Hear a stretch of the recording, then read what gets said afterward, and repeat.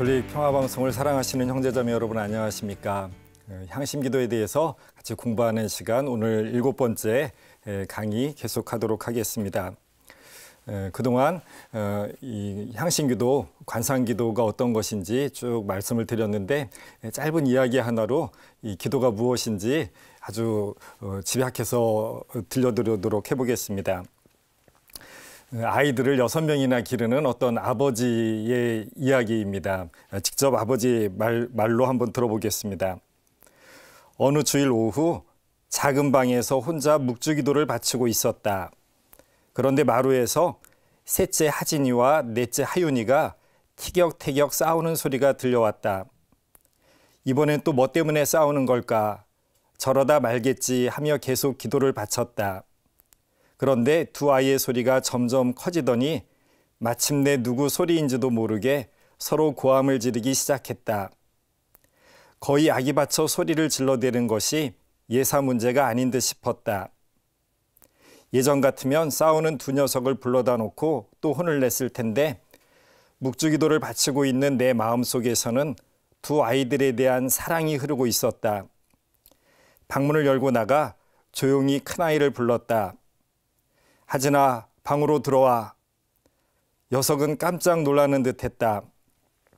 이번에도 아빠한테 매를 맞는 것은 아닐까 하고 두려운 듯 쭈뼛쭈뼛 방으로 들어왔다. 아빠를 경계의 눈초리로 보고 있는 그 아이를 가만히 껴안았다. 갑자기 왜 그런 생각이 들었을까? 지금도 그 이유를 잘 모르겠다. 그냥 그 아이를 안아주고 싶었을 뿐이었다. 안고 보니 내 안에서 사랑이 강물처럼 흘러나가는 듯했다. 내 안에 정말 사랑이 이렇게 흐르고 있는 것일까? 나는 아이를 꼭 껴안고 아무 말 없이 그대로 있었다.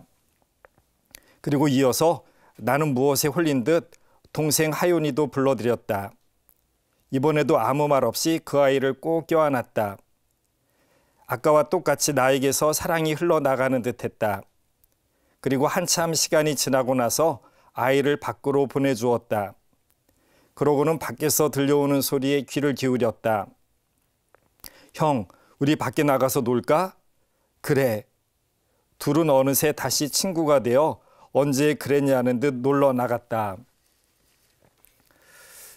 아빠가 싸우고 있는 두 아이를 한 명씩 불러들여서 이렇게 꼭 껴안아 주었다라고 이렇게 표현합니다. 어떤 이야기도 안 하고 뭐 아이들 가르치거나 혼내거나 이것이 옳다 저것이 옳다 따지지도 않고 그냥 아이들을 한 명 한 명 꼭 껴안아 주었다라고 합니다. 이렇게 아빠가 아이를 엄마가 아이를 꼭 껴안으면 그러면 이 표현한 것처럼 사랑이 아이에게 흘러가나요? 여러분이 더 잘 아실 거 아니에요. 예. 아마 갓난아기 때부터 아이들이 다 엄마 아빠한테 안기는 거, 등에 업히는 거 좋아하죠. 그게 그냥 단순하게 편하기만은 한 것 때문에는 아니겠죠. 틀림없이 뭔가 서로 주고받는 것이 있기 때문에 그런 것 같은데 이렇게 아빠가 아이를 안거나 업어주는 것 같은 바로 이 모습이 이 기도라고 이렇게 이해를 하시면 좋을 것 같습니다. 아이들이 두 형제가 서로 싸우면서 분노와 또 원망과 아니면 억울함과 이런 여러 가지 감정들에 이렇게 격해져서 서로 큰 소리를 지르고 싸우던 아이들이었는데 그런데 그런 모든 감정들이 아빠가 아이를 꼭 껴안아주는 사이에 아무 말도 없는 아빠 품에 안겨있는 그 사이에 이런 부정적인 감정들이 눈 녹듯이 다 사라져 없어지고 맙니다. 마찬가지로 관상기도란 바로 이런 것입니다. 하느님 품 안에 그대로 안겨있는 것이죠. 그래서 사실 이사야서에서는 하느님께서 이런 식으로 말씀을 하십니다. 모태에서부터 업혀다니고 태중에서부터 안겨다닌 자들아, 너희가 늙어가도 나는 한결같다. 너희가 백발이 되어도 나는 너희를 지고 간다. 내가 만들었으니 내가 안고 간다.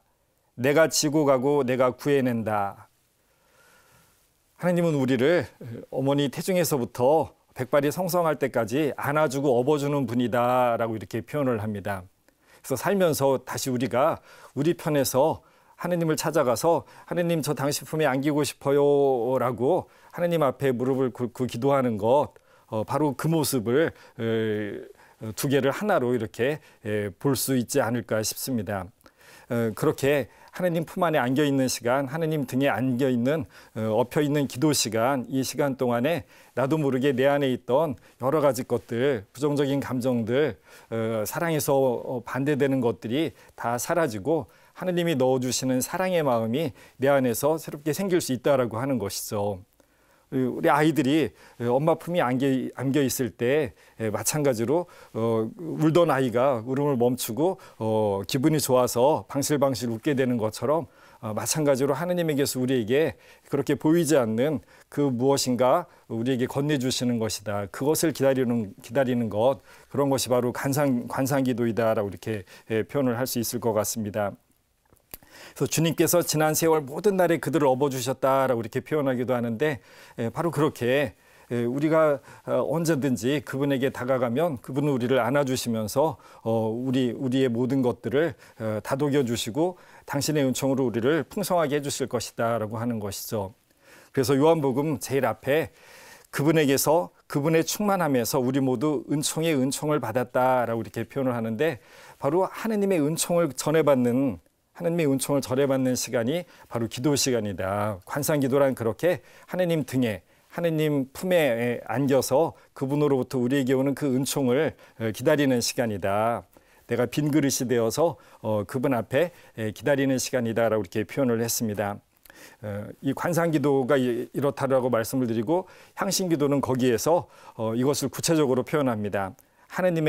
하느님께서 내 안에 현존하시고 활동하신다. 그래서 그 현존하시는 하느님과 함께 있는 것이 바로 기도이고, 그리고 하느님이 내 안에서 활동을 하신다. 좀 전에 이렇게 말씀을 드린 것처럼 하느님의 품에 안겨 있는 우리에게 하느님께서 그런 부정적인 감정들을 없애주시고 또 좋지 않은 것들을 없애주시고 당신의 의지로, 당신의 은총으로 우리를 가득 채워주기를 기다리는 것, 그거를 이렇게 표현합니다. 하느님께서 내 안에 현존하시고 활동하신다.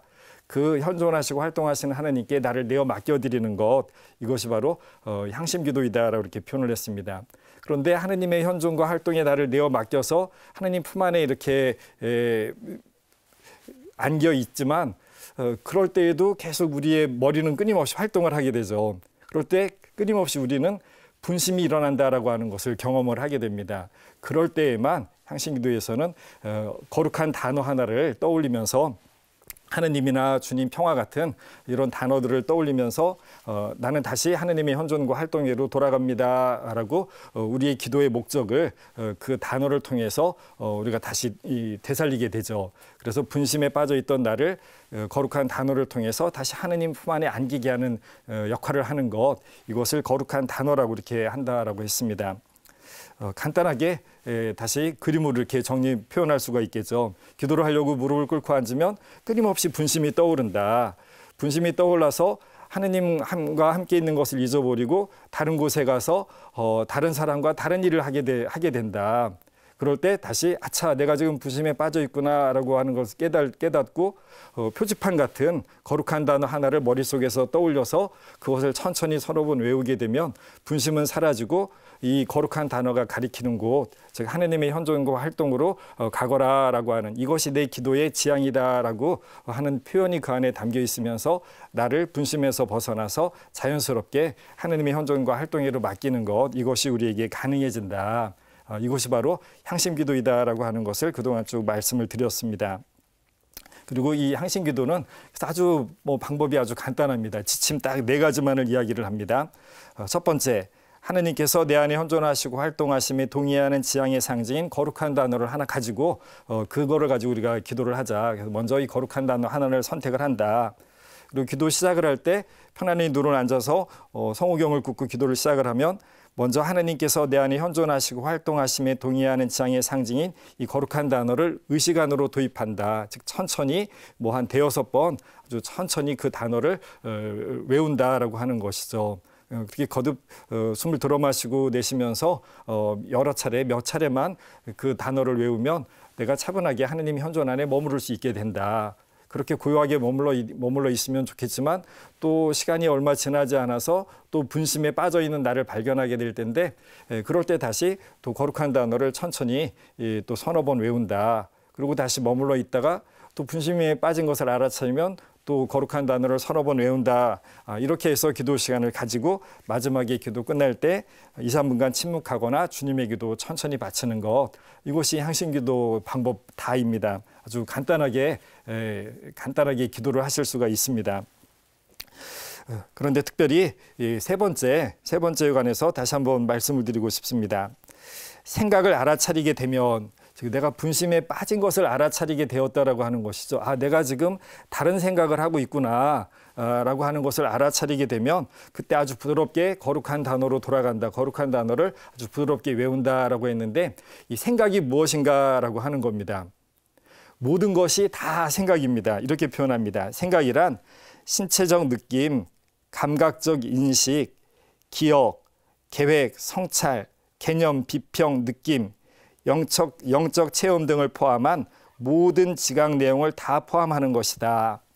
먼저 신체적인 느낌도 생각, 분심이라고 이렇게 표현을 합니다.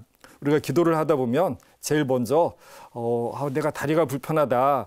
다리를 뻗으면 좋을까? 의자에 가서 앉을까? 바닥에 앉을까? 이런 생각들이 먼저 막 듭니다. 또 허리가 조금 아프다, 몸이 조금 아프다, 몸을 돌릴까, 이렇게 움직일까, 이런 생각들이 드는데 이런 모든 신체적인 모든 느낌들이 다 분심이다라고 하는 것입니다. 또 기도를 하다 보면 특별히 초보자 때 이런 느낌들이 더 많이 이제 일어나게 되는데요. 어디가 가렵다든가 어디 부분이 특별히 더 아프다든가라고 하는 느낌들이 많이 있습니다. 그래서 이거를 긁어야 되나 말아야 되나 이런 것들이 다 분심이 됩니다. 그 다음에 감각적인 모든 인식. 기도를 하려고 이렇게 있다가 보면 어디선가 소리가 들려옵니다. 그 기도방 안에 시계가 찰칵찰칵 나는 소리일 수도 있고, 그 바깥에서 무슨 광고에서 뭘 파는 분들이 내는 소리일 수도 있고, 지나가는 차 소리일 수도 있고, 옆 사람이 성경책을 넘기는 책장 넘어가는 그런 소리일 수도 있고, 저 사람은 왜 저렇게 소리를 많이 내는 것이야? 들리니까 그런 것에 대해서 당연히 생각을 하겠죠. 이 모든 것들이 다 분심이다라고 하는 것입니다.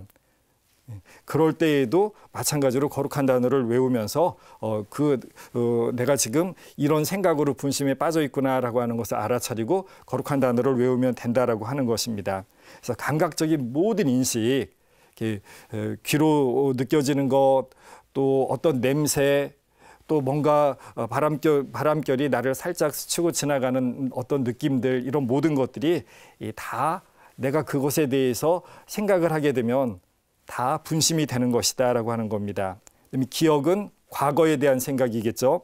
그리고 계획은 미래에 대한 생각, 성찰은 지금 현재 내 자신에 대한 모든 생각, 과거와 현재와 미래에 대한 모든 생각이 다 분심이 된다라고 하는 겁니다. 그 외에 순수한 생각들, 어떤 개념, 비평 이런 것들이 또 다 분심이 되겠고요.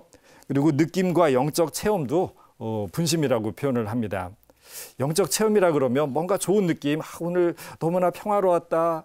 오늘 기도는 마치 내가 어떤 불 붙는 것 같이 성령이 나를 불로 막 불살아온 것 같이 너무나 따스하고 온화하고 그래서 기쁘고 행복했다라고 하면 좋을까요? 안 좋을까요? 네, 좋을 수 있습니다. 좋을 수 있지만 그런데 내가 뭔가 이 기도 시간에 좋은 느낌을 가지려고 기도하는 것은 아니죠. 그렇기 때문에 이런 느낌들도 다 분심이라고 표현을 합니다. 영적인 체험들도 분심이다라고 표현을 합니다. 그리고 흔히 하느님의 말씀을 들었다, 또 하느님이 나를 포근하게 안아주는 것 같은 느낌이었다, 하느님 등에 안겨서 잠자는 것 같이 너무나 행복한 시간이었다, 이런 표현들을 하실 수 있습니다. 실제로 기도를 하면서 그런 느낌들을 경험할 수도 있죠. 하지만 우리가 하느님이 주시는 어떤 그런 체험들, 어떤 위로가 되는, 기쁨이 되는 어떤 체험들, 이것을 하려고 하는 게 우리 기도의 목적이 아니다라고 하는 것입니다. 그래서 이런 체험, 하느님으로부터 오는 것 같은 체험 역시도 마찬가지로 분심이라고 보고, 그래서 그때에도 거룩한 단어를 외우는 것으로 그런 좋은 영적인 체험에서도 다시 본래의 기도 자리로 돌아오는 것이다 라고 하는 것입니다. 이 향신 기도를 하는데 몇 가지 지침이 있습니다. 그래서 제가 처음에 여러분들에게 기도 뭐 다른 기도를 하면서 잠깐씩만이라도 기도 전이도 좋고 다른 기도 후에도 좋고 잠깐만이라도 이렇게 침묵 가운데 머무는 시간을 가지십시오. 이렇게 처음에 이렇게 시작을 했고 그러면서 시간을 조금씩 더 가져보세요라고 하는 말씀을 드렸는데 기본적으로 향신 기도에서는 20분씩 이런 기도 시간을 가져보시라고 이렇게 권고를 합니다. 이 기도를 하는 최소한의 시간은 20분이며 아침에 한 번, 오후나 이른 저녁에 한 번 할 것을 권장한다라고 이렇게 표현을 합니다. 가능하면 우리가 그렇게 하느님과 함께하는 그 기도에 내가 깊이 들어가는 것을 가능하게 해주는 일반적인 경험에 의한 일반적인 시간이 한 20분 정도가 되더라라고 하는 것입니다. 그래서 이런 기도, 침묵 기도를 하시려면 기본적으로 한 그 정도의 시간은 이렇게 고요하게 하느님 곁에 머무르려고 노력을 하시면 좋겠는데, 그런데 시간이 10분밖에 안 나면 그럼 어떻게 하면 좋을까요? 20분을 권장해 드리는데요. 10분이라도 하는 게 낫겠죠, 당연히. 그래서 일반적으로 권장하는 것이 20분이고요. 뭐 우리가 하다 보면 어느 순간인가는 뭐 20분이 지났는지 30분, 40분이 지났는지도 모르게 한참 앉아 있을 수도 있습니다. 또 아니면 뭐 거의 일반 뭐 한 번 그렇게 경험했다라고 할 수도 있지만 내가 시간을 아예 30분, 40분으로 늘려서 기도해야지라고 하는 것도 문제는 없다라고 하는 겁니다. 일반적으로 20분을 이야기를 하고, 그리고 우리 흔히 약효를 이야기를 하죠. 약효 시간. 약효가 지속되는 시간이 있는데 이른 아침에 한번 기도하는 것을 통해서 내가 하나님의 현존 안에 머무는 사람이다라고 하는 이 의식을 내 자신 전체가 체험할 수 있게 그것을 가지고 살아가게 하는데, 이 약효가 오후 늦은 시간쯤 되면 이 약효가 떨어지더라. 그래서 오후 늦은 시간이나 이른 저녁에 또 한 번 더 기도할 수 있다면 나머지 시간에도 마찬가지로 내가 하나님과 함께 있는 사람이다. 하나님에게 모든 것을 내어 맡기고 하나님 뜻에 따른 사람으로 그렇게 살고 싶은 사람이다라고 하는 이 의식이 나를 온전히 나머지 시간에도 감사할 수 있다라고 하는 것이죠. 그래서 가능하면 하루에 20번씩 2번을 기도하면 좋겠다라고 이렇게 일반적으로 말씀을 드립니다.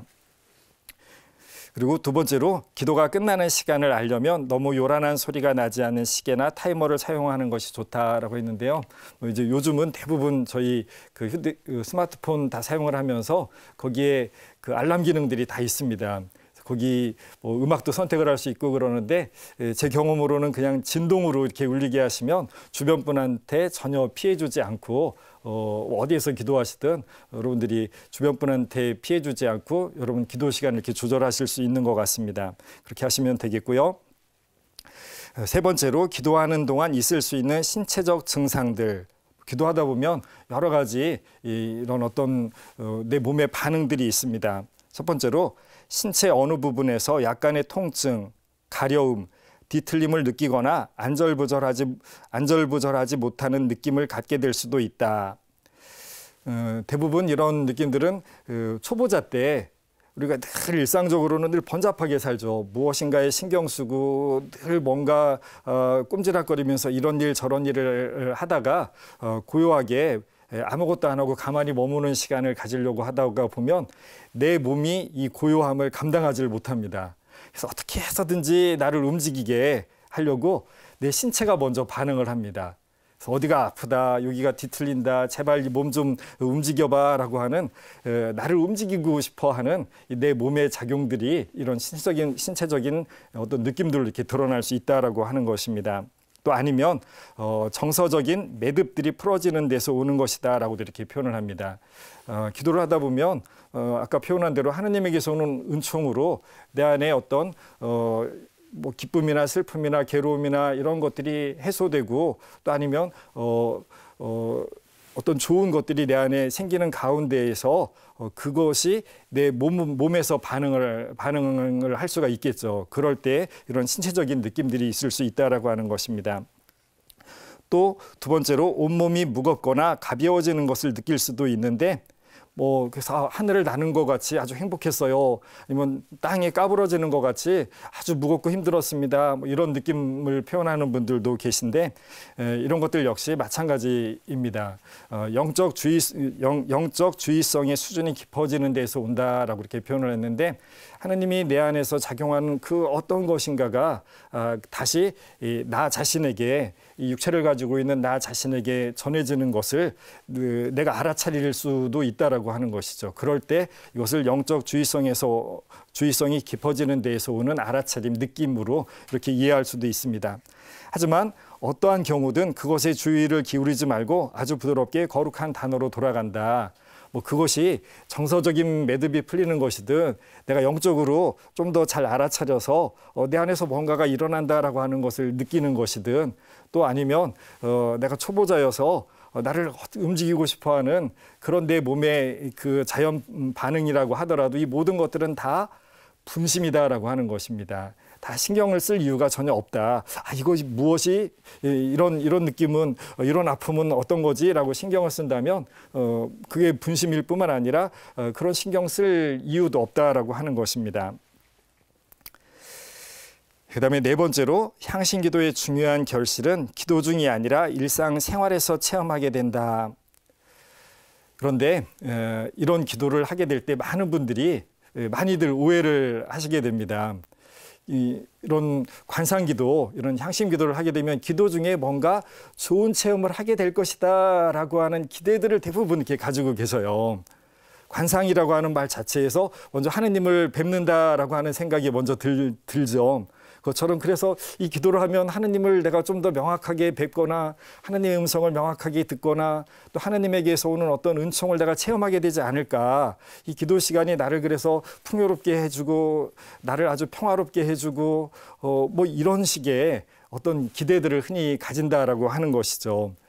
그런데 기도 시간에 어떤 일이 일어났다라고 하는 것은 그것이 기도가 참되다 거짓이다라고 하는 것하고는 아무런 상관이 없다라고 하는 것입니다. 기도 시간에 내가 평화로웠다라고 해서 그 기도가 잘된 것이냐 알 수 없다라고 하는 겁니다. 오늘 기도 시간에 아주 분심이 내내 들어서 이런 기도는 도대체 더 할 가치가 없는 것 같다. 내가 분심에만 빠져 있어서 분심하느냐고 시간 다 보낸 거지 이게 무슨 기도인가라는 생각이 들 수도 있죠. 그런데 분심이 가득 찼으면 그럼 오늘 기도는 쓸모없는 기도인 것이냐? 그러지 않다라고 하는 것입니다.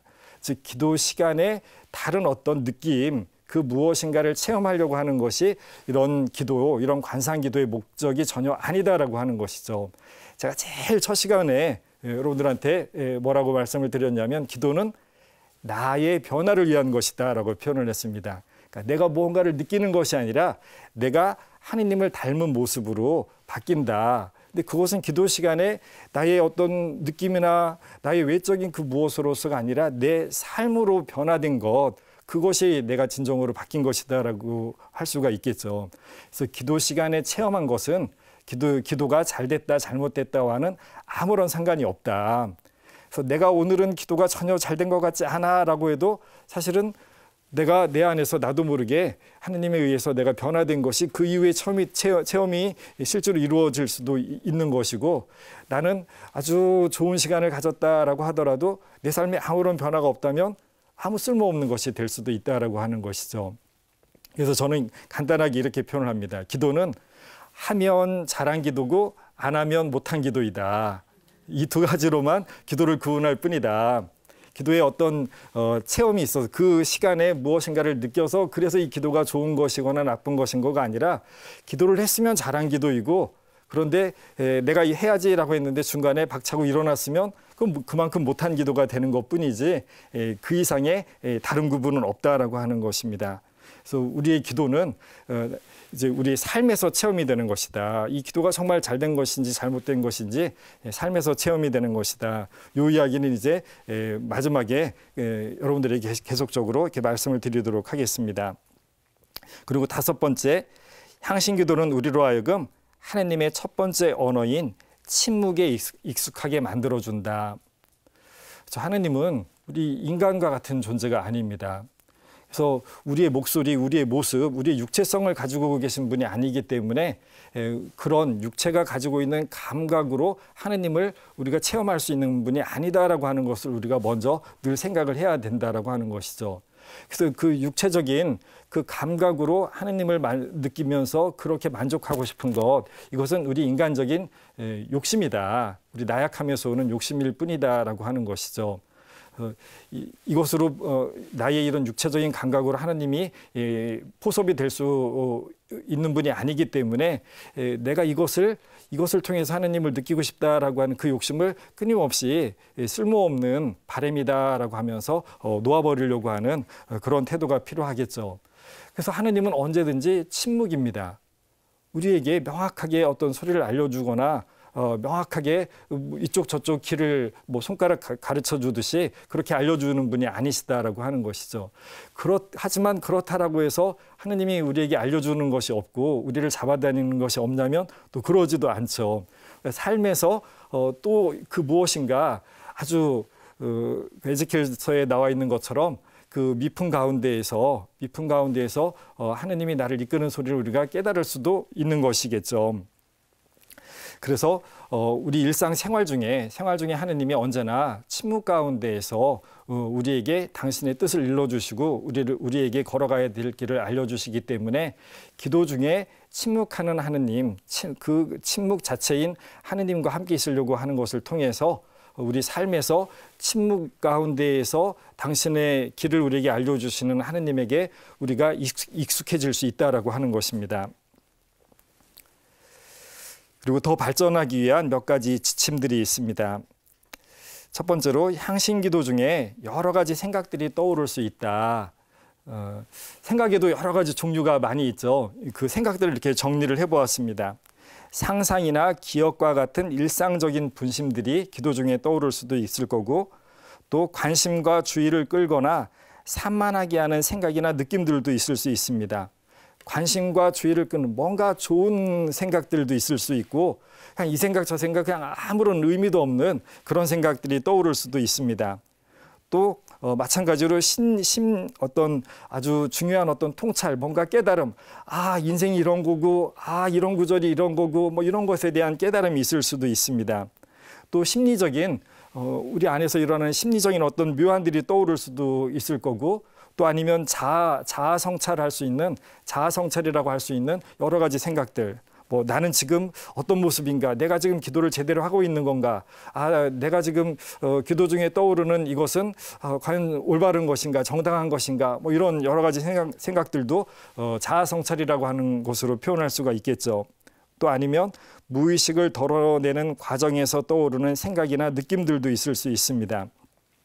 이거는 좀 더 긴 설명이 필요하겠지만 어쨌든 나도 모르게 옛날에 아주 오래전에 경험했던, 그래서 내 기억에서도 사라졌던 그 어떤 아픔이나 원망, 이런 것들이 기도하는 가운데서 나도 모르게 사라질 수도 있습니다. 그럴 때 그 치유 과정에서 그것들이 내 의식으로 올라와서 무엇인가를 떠오르게 하거나 이렇게 할 수도 있겠죠.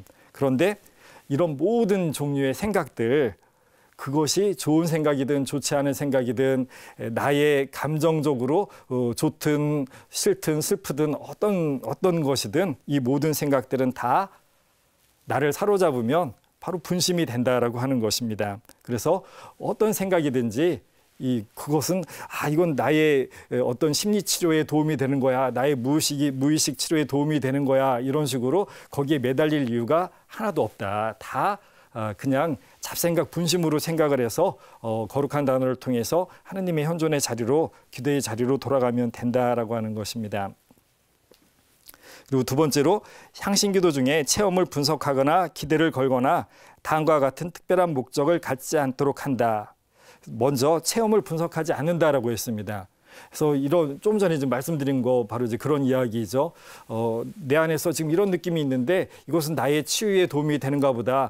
이런 생각과 이런 느낌은 또 하느님이 나에게 은총을 주시는 것인가 보다. 이런 식으로 판단할 이유, 이것을 분석할 이유가 전혀 없다라고 하는 것입니다. 그리고 특별한 어떤 다른 기대를 가지지 않는다.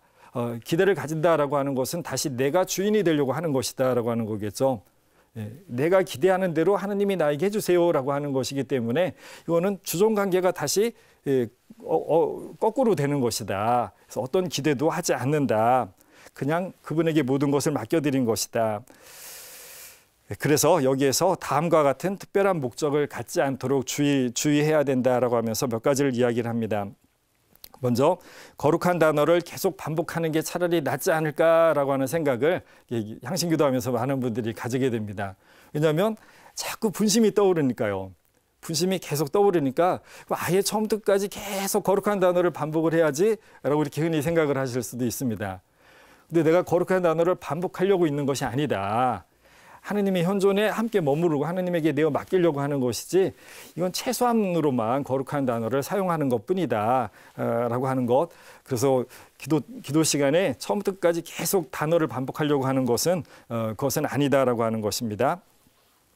그리고 두 번째로 아무런 생각을 갖지 않겠다라고 이렇게 표현을 했는데 이것은 불가능하다라고 제가 말씀을 드렸습니다. 우리가 살아있기 때문에 살아있으면 뇌는 단 한순간도 멈추지 않고 움직이기 때문에 나의 의지하고 상관없이 이 뇌의 움직임에 의해서 생각은 끊임이 없는 것이다. 생각을 갖지 않으려면 방법은 하나밖에 없다라고 말씀을 드렸습니다. 그리고 흔히 또 뭐 마음을 비운다, 마음을 공백으로 내려놓는다라고 했는데 그것은 기도 때 아무 생각이 없거나 뭐 하는 이런 것이 마음을 비우는 것, 마음을 공백으로 만드는 것 이런 것이 아니다라고 하는 겁니다. 이것은 우리가 실제 삶에서 체험하는 이런 것이 될 텐데요. 나중에 말씀을 다시 드릴 기회가 있을 겁니다. 또 이 기도를 통해서 제가 아무런 기대를 하지 않는다라고 이렇게 표현을 했는데 그럼에도 불구하고 우리가 자꾸 뭔가를 기대하고 싶어집니다. 이 기도를 통해서 뭔가 평화를 느꼈으면 좋겠다. 뭔가 위안을 느꼈으면 좋겠다. 어떤 영적인 위로를 받으면 좋겠다라고 하는 생각을 놓기가 아주 어렵습니다. 그래서 이렇게 같이 이런 강의를 듣고 여러 번 말씀을 드리고 그래도 또 그 다음날 기도하다 보면 오늘은 너무 평화로워서 좋다. 다음에도 이렇게 늘 이렇게 평화로움을 느낄 수 있으면 좋겠는데라고 하는 생각이 나도 모르게 또 떠오른다라고 하는 것이죠. 하지만 절대로 우리가 평화나 어떤 영적인 위로를 받으려고 우리가 기도하는 것이 아니다라고 하는 것을 여러분 기억하시면 좋겠습니다. 또 아까도 말씀을 드렸지만 어떠한 영적 체험을 얻겠다라고 하는 것도 아니다라고 하는 것이죠. 영적 체험을 얻으면 뭔가 좋지 않을까라고 이렇게 많이들 생각을 합니다. 그런데 영적 체험은 좋을 수도 있고 안 좋을 수도 있습니다. 단적으로 제가 이렇게 표현을 하는데 모든 이단자들 대부분의 사이비 종교를 이렇게 설립하신 분들 이런 분들의 공통점이 있습니다. 다 영적 체험이 있다라고 하는 것입니다. 그 영적 체험에 모든 가치를 다 두게 되죠. 그러면 본질에서 아주 많이 벗어난 이단이 되기가 쉽다라고 하는 것입니다. 근데 우리는 구단입니다. 구단. 네, 가톨릭 신자들은 구단이기 때문에 시시하게 그런 체험에 매달리지 않는다. 그런 체험은 아무것도 아니다. 라고 하는 것입니다. 그래서 그런 어떤 체험이 하느님 전체가 될 수가 없죠. 하나님의 어떤 한 부분일 수 있지만 마치 소경이 코끼리 만져보고 내가 느낀 그 느낌이 코끼리 전체라고 이렇게 주장하는 오류인 것처럼 내가 체험하는 영적 체험은 하나님 전체일 수가 없다. 하나님 뜻 전체일 수가 없다라고 하는 것이죠. 그래서 영적 체험을 할 수도 있지만 내가 영적 체험을 하기 위해서 기도하는 것이 절대로 아니다라고 하는 것 같이 기억하실 수 있으면 좋겠습니다. 네. 여러분 여기 항아리 그림 보이시죠? 네. 그리고 항아리 하면 뭐가 떠오르세요? 네. 간장, 된장 이런 거 떠올리시는 분은 한국 사람입니다. 예. 근데 우리는 가톨릭 신자로서 항아리 하면 뭐가 떠오르세요? 예, 포도주가 떠오르시죠? 예, 가나의 혼인잔치에서 물이 포도주로 변화된 그 사건이 이렇게 떠오릅니다. 제가 이 장면을 아주 좋아하는데 우리 삶이 이렇게 바뀔 수 있다라고 하는 것 때문에 그런 것 같습니다. 제가 어느 날 아주 오래전에 성체조배실에서 이렇게 기도를 하고 있다가 불현듯 내가 지금 이 항아리 속에 물 한 방울로 들어와 있는 것이 아닌가라고 하는 그런 이렇게 상상을 하게 되었습니다. 항아리에 물을 이렇게 가져다가 부으면 그리고 그 위에 뚜껑을 이제 덮어놓게 되죠. 그러면 그 안은 아주 고요합니다. 아무 소리도 들리지 않는, 그리고 어둠밖에 있지 않는 공간이 되죠. 어렸을 때 혹시 술래잡기 할 때 항아리 속에 숨어본 적 없으세요? 네, 그 윙 하는 소리가 나면서 아무 소리도 아무런 것도 보이지 않는 그런 상태가 되어버리죠. 네, 그런데 바로 기도 시간이 항아리 속에 들어가 있는 것처럼 아무것도 보이지 않는 어둠 속이고, 더더군다나 눈을 감으면 더 껌껌한 모습이죠. 또 아무 소리도 들리지 않는 아주 적막한 곳이 되어버립니다. 항아리 속과 같다라고 이렇게 하는 것이죠. 성당이나 성체조배실이 이렇게 사각형이고 뭐 그런 모습, 그 형태는 다르지만, 하지만 이 기도하는 장소가 바로 항아리이다. 포도주로 변했던 그 항아리에 처음에 물이 들어가서 거기서 어느 정도의 시간을 기다리다가 보니까 바가지로 퍼내고 그때 물이 포도주로 바뀌는 것처럼, 그것처럼 이 기도하려고 들어와 있는 이 성체조배실 안에서, 성당 안에서 내가 머물러 있을 때, 어두움 속에 머물러 있을 때 그 시간이 지나고 나면 다시 문을 열고 바깥으로 나오게 됩니다. 그 사이에 이 어둠에 또 적막한 곳에 머물러 있을 때 나도 모르게 내가 바뀌게 될 것이다 라고 하는 것이죠. 물이 포도주로 바뀌듯이 그렇게 내 자신의 모습이 정말 하느님이 원하시는 모습으로 세상 사람들을 흥겹게 하는 포도주처럼 내가 다른 모습으로 바뀌게 될 것이다. 그것을 기대하면서 내가 이렇게 이 항아리 속에 물 한 바가지로 지금 머물러 있는 시간이다라고 하는 생각을 가지면서 기도를 하게 되었습니다. 그런데 그런 생각을 하고 한 달이 지나고 1년이 지나고 2년이 지났는데도 이렇게 보니까 제가 하나도 바뀐 것이 없는 것 같은 거예요. 맨날 제 성질 뭐 어디 딴 데 안 가고 맨날 그 모습 그대로이죠. 뭐 뭔가 이렇게 뭔가 하려고 하면 또 욕심과 또 나 편하고 싶은 그게 언제도 줄어들지 않고 내 앞에서 먼저 나를 이렇게 잡아당기더라라고 하는 것입니다. 그래서 기도를 해봤자 소용이 없구나. 내가 바뀌는 것이 아니구나. 기도를 하느니 마느니 이게 아무 상관이 없겠구나. 차라리 안 하는 게 낫겠구나라고 하는 생각을 하게 되었습니다. 그런데 그때 저희 어머니가 제 뒤통수를 한 대 딱 치시더라고요. 돌아가신 어머니가. 제가 어렸을 때 시골에서 살다가 초등학교 4학년 때 서울로 이제 이사를 오게 되었는데, 서울로 이사 오기 전까지 제가 살던 시골에 동네에 한가운데 우물이 있었습니다. 그래서 제가 저희 집은 그 동네 우물에 가서 물을 이제 길어다가 먹으면서 나중에 이제 그러다가 서울로 이사를 왔는데, 그때 물을 길기 위해서는 이 물찌개가 있었어요. 기억나세요? 예, 이렇게 작대기 양쪽으로 되어 있어서 거기 다시 고리에서 양동이 2개 이렇게 매달려 있었는데, 그걸 왜 제 키에 딱 맞게 만들어놨는지 이해가 안 되는데 네, 그래서 저희 어머니가 늘 저보고 기용아 가서 물 좀 길어 와라 얘기를 하시면 제가 그 물찌개를 주고 가서 우물에 가서 바가지로 이렇게 물을 끌어올려서 양동이에 담아서 다시 이제 짊어지고 옵니다. 그러면 이 양동이가 무거워서 막 어떻게라도 흔들어서 한 방울이라도 더 떨어뜨려 갖고 오려고 그랬는데요. 그렇게 해서 집에 가지고 오면 저희 어머니가 그 양동이를 받아서 그 부엌에 물 항아리가 있었습니다. 좀 커다란 물 항아리에 이 양동이 물을 이렇게 쏟아붓습니다. 그때 이 양동이 물이 항아리에 쏟아지는 그 소리가 참 아주 아름답게 들립니다. 그 물 쏟아지는 소리 기억나시죠? 예. 그러면 그때 그 소리를 계속 들으면서 아름답다 그러면 안 됩니다. 아니면 우리 어머니가 또 갔다 와 이놈아 그러거든요. 얼른 도망가야 되는데 그런데 그 모습이 이렇게 떠오르는 거예요. 그 물이 우리 어머니가 그 사용하시던 그 항아리에 이 물이 바뀐 적이 있습니다. 어느 날 저희 어머니하고 저하고 같이 어렸을 때 성당에 간 적이 있는데, 사실 저는 그 당시에 혼자서 이웃집 할머니하고 성당을 다녔고 저희 부모님은 신자가 아니셨어요. 그래서 성당을 전혀 안 다니시는 분이었는데 딱 한 번 무슨 이유인지 기억은 안 나는데 저희 어머니하고 한번 성당에 갔는데 제가 아주 거기를 참지 못하고, 그게 아마 주일이었던 것 같은데 친구들하고 물장구 치면서 놀 생각에 어머니를 팽개치고 평소에 성당에 열심히 다니던 저는 도망 나와서 물장구 치면서 놀러 이제 갔습니다.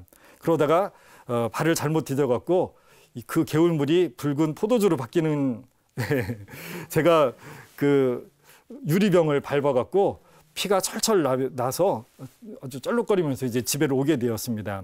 그랬는데 그때 이제 어머니한테 많이 혼났죠. 그런데 그날 저녁에 저희 어머니가 이 항아리에서 물을 딱 한 바가지 꺼내는데 그때 물이 바뀐 거예요. 포도주로 바뀌었을까요? 안 바뀌었을까요? 예, 포도주로 바뀌면 좋아하는 분이 딱 한 분밖에 안 계십니다. 술 좋아하시는 저희 아버지. 예, 이 물이 포도주로 바뀐 게 아니라 우리 어머니가 바가지로 딱 한 바가지 꺼내는 순간 이 물이 밥물로 바뀌더라고요. 또 우리 어머니가 설거지를 하려고 하니까 이 물이 설거지 물로 바뀌고 빨래하려고 하면 빨래물로 바뀌는 거예요.